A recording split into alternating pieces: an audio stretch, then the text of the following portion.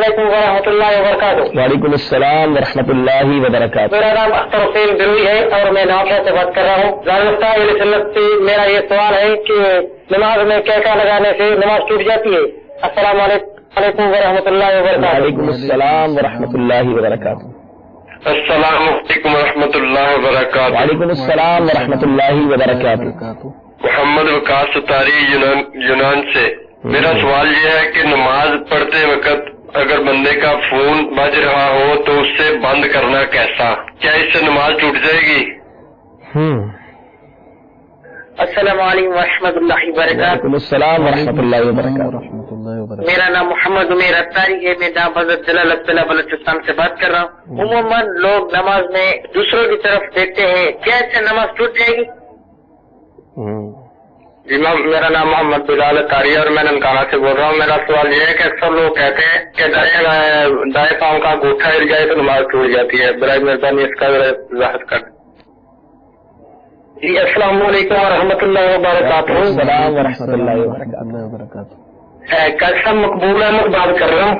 کیسا یہ میں نے پوچھنا ہے، نماز میں مجھے رونا آ جاتا ہے جی، یہ بتا دیں آگے یہ نماز ٹوٹ جاتی ہے یا نہیں ٹوٹتی؟ ماشاء اللہ، بہت شکریہ سب کا، آپ نے کالز کی، مرحبا کہتے ہیں آپ کے اپنے سلسلے میں۔ اختر بھائی نواب شاہ سے تھے، کہاں لگ گیا، زور سے ہنس پڑا کوئی نماز میں، کیا حکم ہوگا اس کے بارے میں؟ نماز میں کوئی اتنی آواز سے ہنسا کہ اس کے ساتھ ساتھ آس پاس کے لوگوں کو بھی اس کی ہنسی کی آواز آ گئی، ٹھیک ہے، یا اکیلا پڑھ رہا تھا تو اگر کوئی ہوتا تو اس کو بھی آ جاتی، ٹھیک ہے، تو اگر اتنی آواز سے کوئی ہنستا ہے تو نماز بھی ٹوٹ جاتی ہے، اور انہیں سے نماز کا پوچھا جی وضو بھی ٹوٹ جاتا ہے۔ اچھا وضو بھی ٹوٹ جائے، وضو بھی کہاں لگے اتنی آواز سے ہنسے کہ خود یا دوسرے بھی سن لیں تو اس کی نماز پڑھتے میں اگر کسی کو زور کی ہنسی آ گئی کہ وہ ہاں کر کے ہنسنے لگ گیا تو اس کا نماز بھی ٹوٹی اور ساتھ میں وضو بھی ٹوٹ گیا۔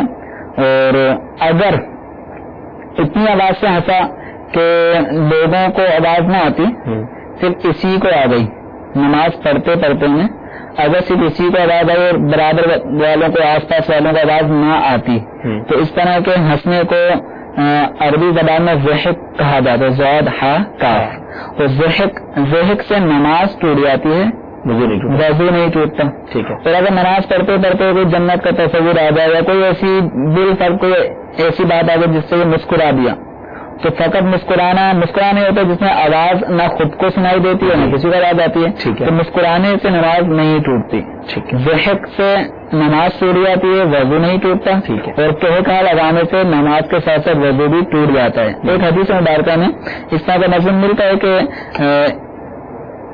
نماز ہو رہی تھی جماعت کے ساتھ، نبی کریم صلی اللہ علیہ وسلم کی میت میں نماز پڑھ رہے تھے تو ایک صحابی نابینا تو وہ گر گئے، پیچھے آ رہے تھے نماز پڑھنے کے لیے تو گڑا یا کوئی چیز آ گئی جس میں وہ گر گئے، گرنے پہ جو آواز گرنے والے کی ہوتی ہے اس بنا پر کچھ نمازی ہنس پڑے، تو وہ چونکہ ابھی نبی کریم صلی اللہ تعالی علیہ وسلم کی میت میں چونکہ دین اسلام سیکھ رہے تھے تو جو سرکار کے صحبت یافتہ تھے وہ تو نہیں ہنسے، لیکن جو جن کی تربیت ابھی پوری نہیں ہوئی تھی، ابھی سیکھ رہے تھے تو وہ ہنس پڑے، تو نبی کریم صلی اللہ علیہ وسلم نے نماز کے بعد فرمایا کہ جو ہنسا تھا وہ وضو بھی نئے سرے سے کرے، نماز بھی نئے سرے سے کرے۔ اللہ تو اس حدیث مبارکہ کی پیش نظر یہ حکم ہے کہ نماز پڑھتے اگر کسی کو کہکا آ جائے تو علماء نے اس سے یہ مسئلہ نکالا کہ اس کا وضو بھی ٹوٹ جاتا ہے، نماز بھی ٹوٹ جاتی ہے، اس کو نئے سرے سے وضو کرنا ہوگا۔ سبحان اللہ سبحان اللہ۔ کبھی سوال آتا ہے تو میں سوچتا ہوں اس کا جواب کیا ہوگا، اس کا جواب کیا ملے گا، واقعی یونیک سوال ہے، بڑا نیا سوال ہے، لیکن